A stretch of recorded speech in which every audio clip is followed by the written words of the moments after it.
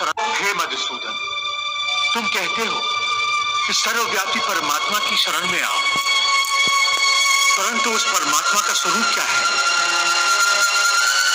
मुझे अपना वो स्वरूप बताओ जिसकी पूजा की जाए, क्योंकि संसार में भिन्न भिन्न लोग भिन्न भिन्न देवताओं की पूजा करते हैं। क्या वो पाप है? नहीं अर्जुन, पूजा कभी पाप नहीं होती। और जो प्राणी भिन्न भिन्न देवताओं की पूजा करते हैं वो भी वास्तव में मेरी ही पूजा करते हैं, क्योंकि इस विश्व के कण कण में मैं ही समाया हुआ हूं। ज्ञानी जन अपने ज्ञान चक्षुओं से मुझे हर जगह हर प्राणी के अंदर देख सकते हैं। एक विद्वान ब्राह्मण में भी मैं हूं, तो एक चांडाल के अंदर भी मैं हूं, गौ में भी मैं हूं, तो एक कुत्ते में भी मैं हूं, हाथी में भी मैं हूं, तो चूटी में भी मैं हूं। विद्या विनय संपन्ने ब्राह्मणे कवि हस्तनी शुनि चैव स्वपाके च पंडिता समदर्शिना। हे केशव, तुम्हारे कहने के अनुसार मनुष्य अज्ञान के अंधेरे में अपने अहम का हाथ पकड़े भटक रहा है और इसीलिए समर्पण नहीं कर पाता, अर्थात अज्ञान ही समर्पण के रास्ते की चट्टान बन जाता है।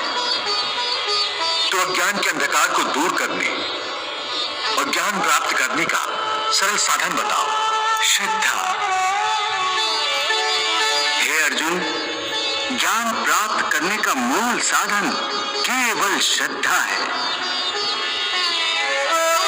श्रद्धा के बीज से ही विश्वास का अंकुर फूटता है।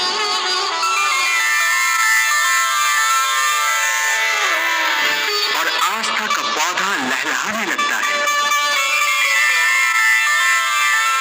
फिर इसी पौधे पर ज्ञान के फूल खिलते हैं।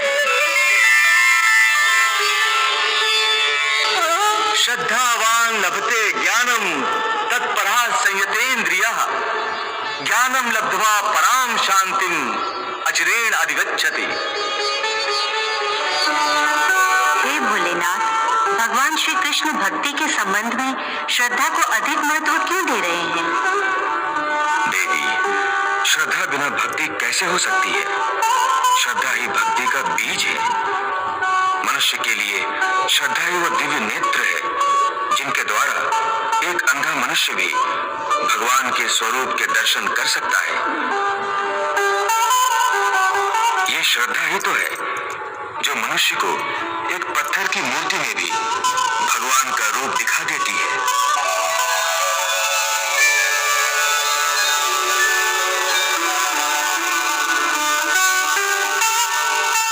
जैसे मेरे श्रद्धावान भक्त को शिवलिंग में मेरा ही रूप दिखाई देता है।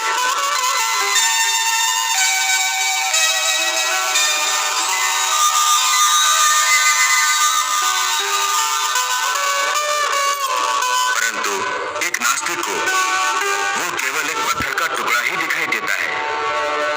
देवी, श्रद्धा ना हो तो भगवान सामने भी खड़े हो, तो श्रद्धाहीन नास्तिक की आंखों को वो भगवान नहीं कुछ और ही दिखाई देगा।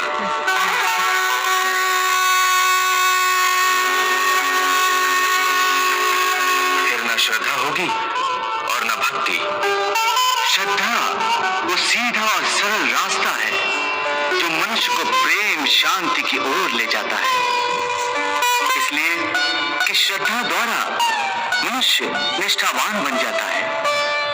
और जिस मन में श्रद्धा नहीं होती वो मन संशय और शक के अंधेरों में इस प्रकार भटक जाता है कि उसे ना तो इस लोक में सुख का रास्ता मिलता है और ना परलोक में उसे शांति प्राप्त होती है। जिस मन में श्रद्धा नहीं होती वहां शंका होती है,